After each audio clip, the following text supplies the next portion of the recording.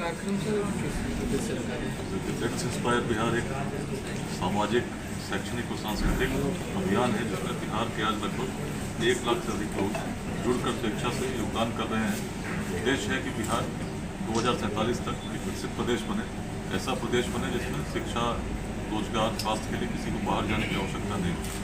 उद्यमिता की क्रांति हम लोग स्टार्टअप्स के माध्यम से बिहार में लाना चाहते हैं और एक लक्ष्य लेकर चल रहे हैं। हर जिले में 2028 तक कम से कम 5 ऐसे स्टार्टअप स्थापित हो जाए इस अभियान के मार्गदर्शन में, जिसमें कम से कम 100 लोगों को रोजगार मिलता हो। इसी उद्देश्य के साथ हर जिले में अलग अलग प्रकार के संगठन शिक्षा के क्षेत्र में कोई बिहार के व्यक्ति शिक्षा से वंचित न रहे, स्किल्ड हो, रोजगार के प्रेरित हम उसको कर सकें, लोगों को जोड़कर काम कर रहे हैं। 10,000 से अधिक उद्यमी भी अभियान के साथ जुड़े हैं, जिनके माध्यम से बिहार के हर जिले में स्थापित अध्यायों में युवाओं को हम लोग मार्गदर्शन देने का प्रयास करते हैं।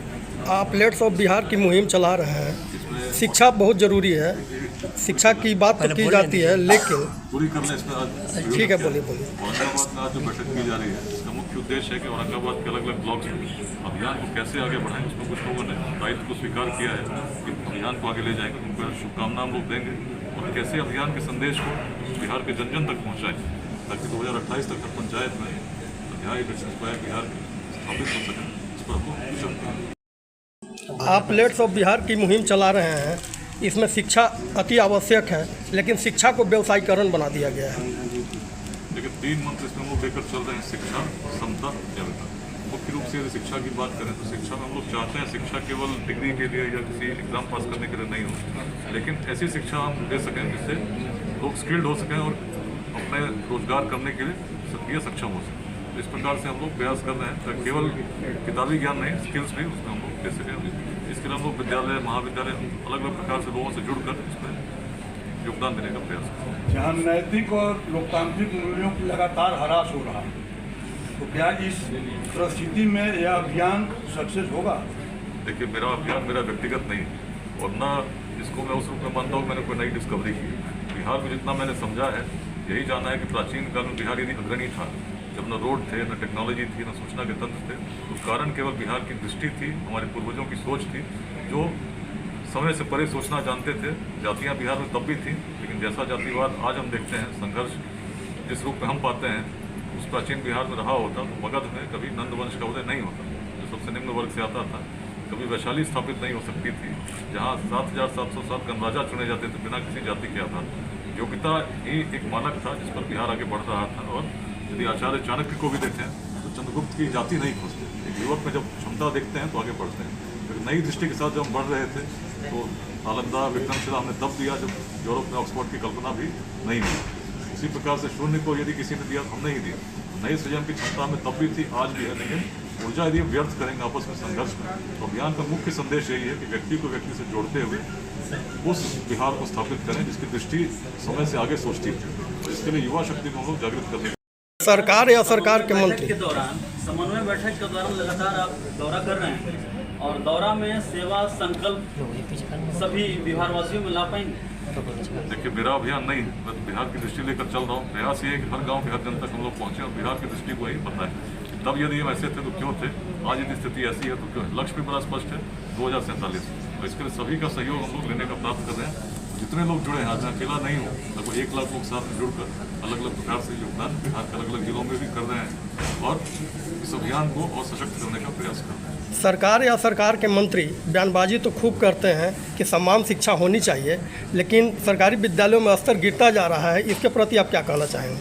देखिए, इस अभियान का मुख्य संदेश है चिंता नहीं, चिंतन करें। कैसे हम चीज़ों में सुधार ला सकते हैं, हम आलोचना कर सकते हैं बहुत चीज़ों की, लेकिन उसमें यदि हम क्या प्रयास करना चाहिए उस पर यदि पूरी चिंतन करें तो शायद हो सकता है बहुत चीज़ों का समाधान है मिल सके। यदि कहीं कोई कमी है उसमें हम कैसे सहयोग कर सकते हैं, कुछ सकारात्मक परिवर्तन कर, यही इस अभियान की दृष्टि है, इसके हम प्रेरित हैं। आपने कई क्षेत्रों में उपलब्धियां पाई है, लेकिन आपके साथ भी जो है क्रश किया गया सरकार में, आप इसमें क्या कहेंगे?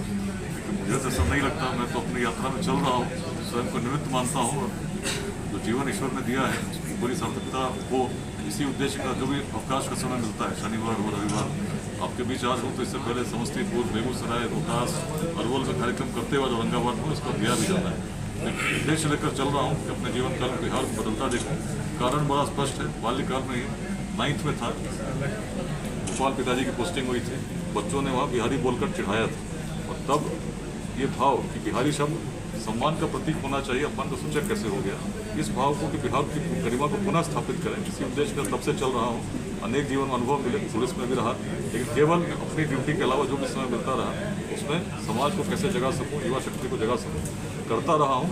और पिछले 3-3.5 वर्षों से 22 मार्च 2021 से इस अभियान के अंतर्गत लोगों को जोड़ने का प्रयास कर रहा हूँ।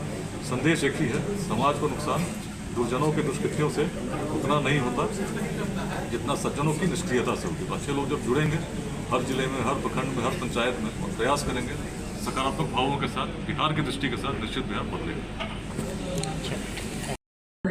और राजेश रंजन जी, चुन्नू भैया जिनको मैं बोलती हूँ, उनके एक कारण मैं उन्होंने भी मुझे बताया कि इस प्रोग्राम से जुड़ना है।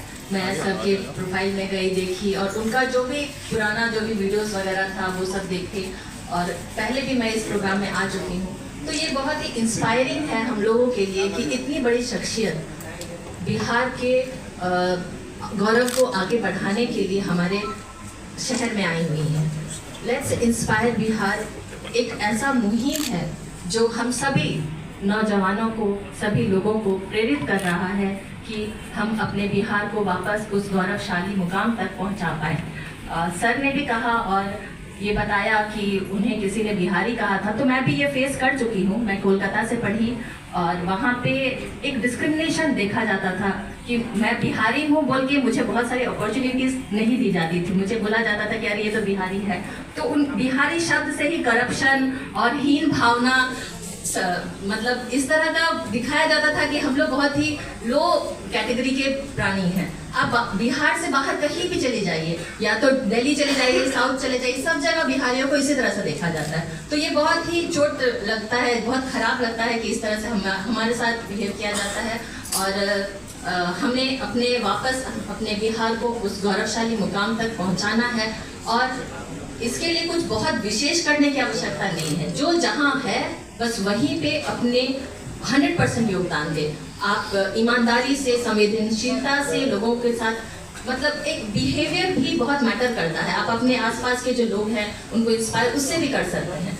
हमेशा ईमानदारी से अपना काम को करते रहिए, देश और प्रदेश अपने आप ही आगे बढ़ता चला जाएगा। मैं ज़्यादा समय जाया नहीं करूँगी, और मैं औरंगाबाद यूरोलॉजी गायनी सेंटर में अपना एक योगदान दे रही हूँ। वहाँ पे बहुत कम स्तर पे, बहुत कम रेट पे, बहुत ही मतलब लैप्रोस्कोपी, लेज़र, ये सब की सुविधा दी जा रही है। गरीब पेशेंट्स को थोड़ा उनके लिए हम लोग रखते हैं कि कम दर पे किया जाए सब कुछ।